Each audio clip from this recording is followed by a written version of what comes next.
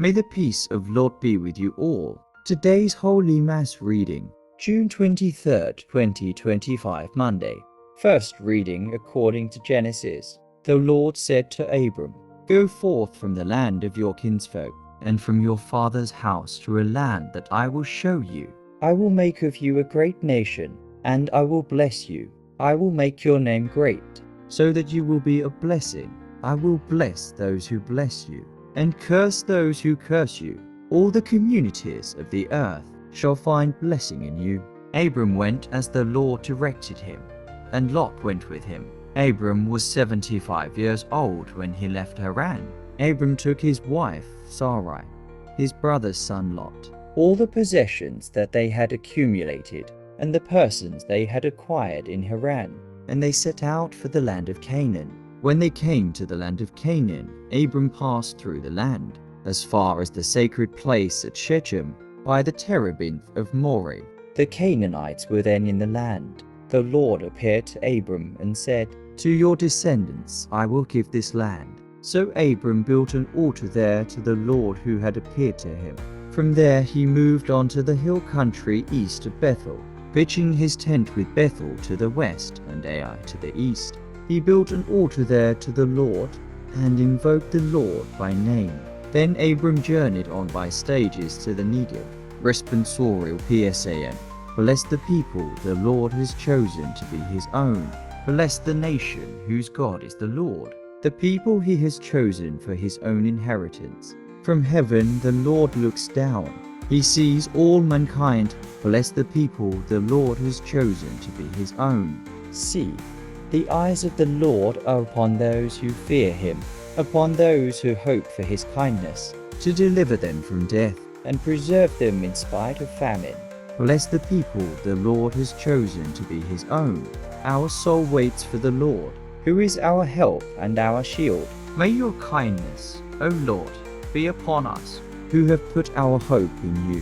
Bless the people the Lord has chosen to be his own. The Holy Gospel according to Matthew. Jesus said to his disciples, "Stop judging, that you may not be judged. For as you judge, so will you be judged, and the measure with which you measure will be measured out to you. Why do you notice the splinter in your brother's eye, but do not perceive the wooden beam in your own eye? How can you say to your brother, 'Let me remove that splinter from your eye,' while the wooden beam is in your eye? You hypocrite! Remove the wooden beam from your eye first. Then you will see clearly to remove the splinter from your brother's eye." The Gospel of the Lord. Reflection. Each of us walks through life carrying unseen burdens, wounds of the past, quiet doubts, private struggles. In the midst of these hidden battles, it's tempting to glance at others and find fault. We may not mean harm, but sometimes it feels easier to point at someone else's misstep than to confront our own. But true growth begins not with the examination of others, but with the examination of ourselves. Imagine what the world would look like if we approached one another with understanding instead of accusation. How much gentler our relationships would be if we offered grace where it is needed most. Yet to do this, we must first turn inward. We must be willing to recognize that we too are in need of mercy, that we too stumble, and that our perspective is often clouded by our own shortcomings. Before we speak about someone else's flaws, we must first examine the condition of our own heart. This kind of self-reflection isn't easy.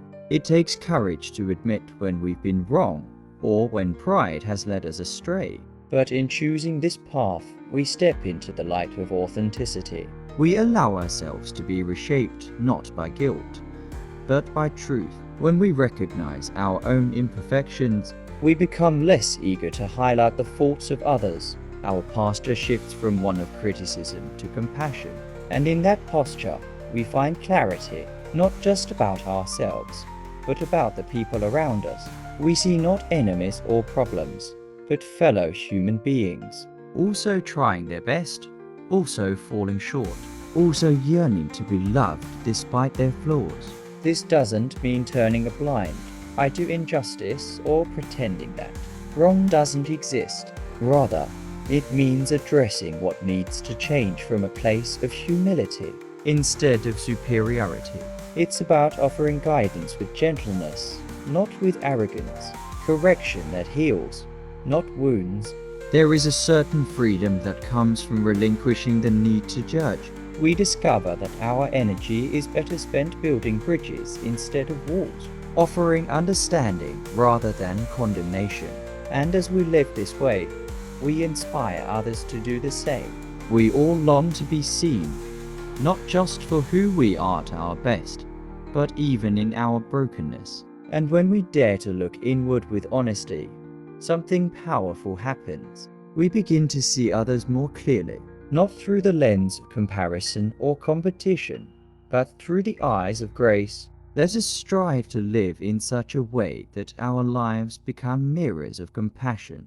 Let our words lift rather than crush. Let our actions speak of love, not judgment. Because in the end, none of us walks a perfect path, and it's in our shared imperfection that we find common ground, a place where understanding blooms and transformation begins. So today, let us take a moment to look within, not to dwell on shame or regret, but to ask, what can I release? What can I change? How can I love better? And in doing so, we will not only change ourselves, but we will also change the way we see the world. We will become a clearer light, a gentler voice, and a truer friend. The journey toward clarity starts with humility. When we choose to examine our own hearts before scrutinizing others, we open ourselves to growth, connection, and deeper peace. And that is how we begin to see, not with judgment, but with love. Jesus, I trust in you. Amen.